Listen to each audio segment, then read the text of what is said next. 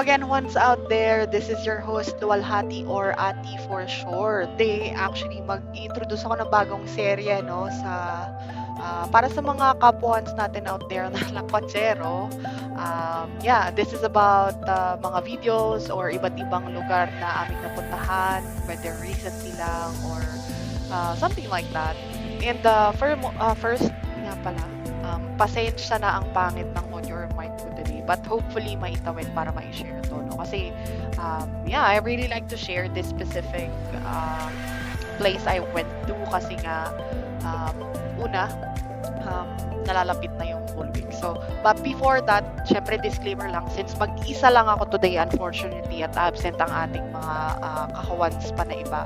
Syempre yung views expressed here, kung ano man masabi ko within this specific video podcast, ako lang that's just from me, but please do chat us up, or if you have information like may mga nasabi ba akong mali, or may mga gusto kayong itama sa mga sinabi ko. So please go ahead and do that. And then last is, of course, just to plug in for comments, suggestions, or anything. Just send us an email at facelessones.com. Okay? Thank you so much. So mag-start na tayo. Again, nanalapit na ang Holy Week. Being Filipinos, and alam naman natin na parang yung country natin medyo a bit we're religious, diba? Tapos Catholics. So, we have this specific practice of Visita Iglesia. And so, yun nga, yung actually na i-share ko today is about a church. And we're gonna go into that in a bit. So, parang nagko-commentary ako sa sarili kong video. Originally recorded na kanina, kaso nasira. Anyway, yeah, so for the meantime, daming salita. Search ko muna. So, legitimate, ang official Holy Week natin is covered from Sunday, March 24, 2024 until Saturday of March 39, 2024. So, officially, by the way, yung talagang holiday natin dito, no, ay, ayan, tignan natin sa, according to our official gazette. So, ito talaga yung ma-publish last year. Sus, may iba pala yung nabuksan ko. Okay, wait lang. So, credits to Uncle Google. Sa kanya tayo laging nakadepende when it comes to some references. World Wide Web. So, anyway. Okay, let's see. Okay, naaayon na to sa official gazeta. Okay, so officially, it's Monday, Thursday, which is March 28, and then Good Friday, which is March 29. And then Black Saturday, which is March 30. So officially, yun lang yung mga holidays natin. Yung Thursday and Friday, regular, and then special holiday yung Saturday.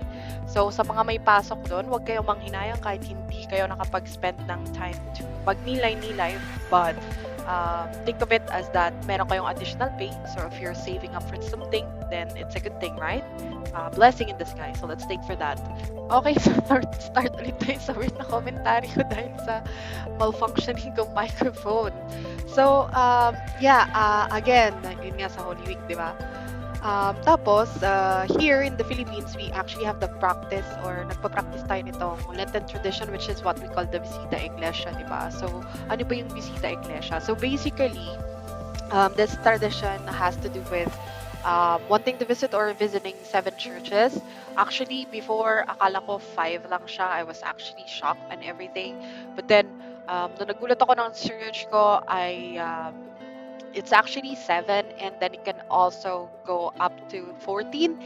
And then, the reason or ang purpose ng visitation natin talaga is to pray, of course, to show our praise, and then, kung ano man yung mga pinagdadasal natin, we do that.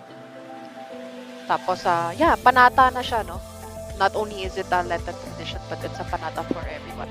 So, credits, by the way, to Wikipedia and Google, again, for having this. Anyway, yeah, let's continue. Ano talaga to?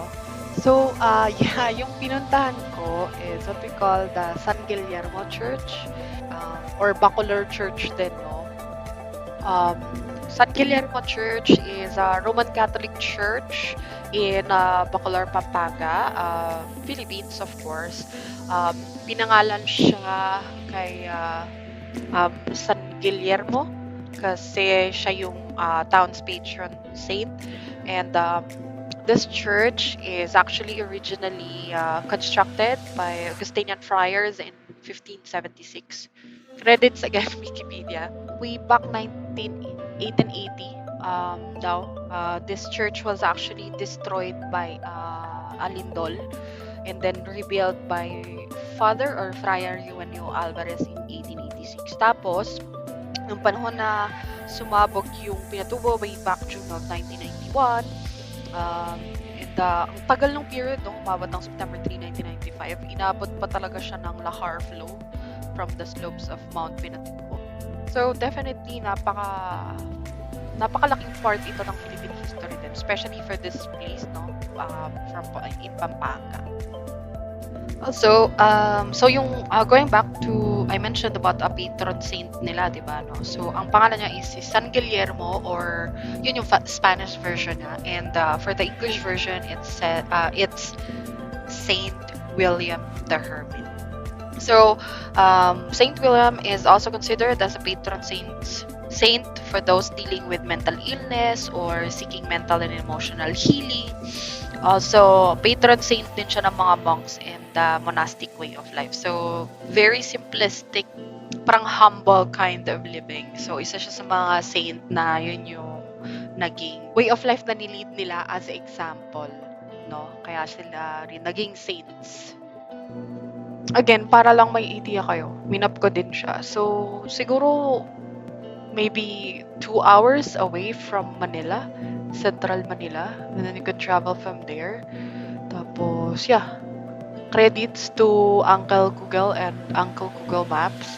Kaya ako nakita to. So, yeah, located in Bacolor, Pampanga. Pag-exit nyo sa San Fernando or Pampanga exit from NLEX, then dire-diretso lang kayo if I remember it correctly. So, hindi naman masyadong nakakahuli to, and it's pretty available naman sa maps. And then, yeah, top view lang to, no? Para lang may idea kayo. Mic test. Okay, so, for the weird commentary na naman. So, ayan yung top view, and then, meron silang actual diorama sa loob ng church, nung church. May museum kasi sila sa loob. So, madami kayong makikita doon na things about the history of the church as well, syempre. And yung mga saints din na dito sa church na to. So, it's pretty cool. I really love dioramas, by the way. And yeah, pretty much yung diorama nito parang yung bagong itsura na ng church. Okay, so going back dun sa top view, so basically ito na yung itsura ng church. So, dyan sa may pinakaharap na parang entrance ng church, may kita mo na may descent siya kasi parang itinaas na nila yung flooring, kumbaga, I don't know what's the correct term, flooring kasi nga, a portion of the church, a good portion of the church, yung under half ng 39 feet nila is already submerged when the lahar happened and everything. So, yeah. And so basically ito yung vicinity niya. And one cool thing, really cool thing, meron kasi silang talagang well sa gilid. Tapos sabi nila pwede ka daw mag-wish doon. So pag pumunta kayo sa church na to, do visit that. May maliit silang museum with everything. And pag visit nyo sila doon sa wishing well, make a wish, whatever your prayers are. So that would be really great. Kung ano man yung wish nyo, di ba, no? So nakapunta na kayo sa church and then nakapag-bisita iglesia na kayo and nakapag-make pa kayo ng wish. And since this church might be your trip destination para sa bisita iglesia nyo, nag-try ako mag-research ng mga churches near here. So, actually, I found 19 churches near. So, pasok na sa kota. Kahit 14 pa yung kota mo.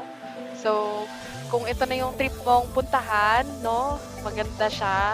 And isa pa, if you're going there, madami ka rin namang mapupuntahan pang ibang lugar sa Pampanga. And also, if trip mo is few short drive na rin siya, I think, or I feel like, few short drive na rin siya to Zambales. So, madami ka nang mapupuntang iba't ibang lugar kapag ito yung trip mong destination para sa nalalapit na Holy Week. So, I don't want to make this or too long na. First episode pa lang naman to. Pero, mga kawans, ano sa tingin nyo? Sana natuwa kayo kahit pa paano. Hindi pa tayo kasing galing na, vlogger mode in terms of traveling. But, syempre, mag-i-improve tayo kasi gusto ko rin mag-share ng mga places na iba't ibang napupuntahan ko or mapupuntahan ko pa in the future. Also, bigay kayo ng feedback sa akin. Although the rest of the team is not here, but sana natuwa kayo kahit paano sa first and kauna-una ang video nitong Lakwatserong Juan.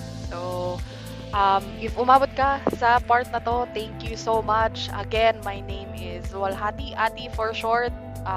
Your feedback is greatly appreciated, especially for this specific episode or series, para malaman namin kung ano pa yung mga pwede namin definitely improve at ano yung mga pwede namin ilagay sa mga content namin para sa Lakwatserong Juan in the future. So again, thank you so much for listening to Faceless Ones. Have a wonderful day!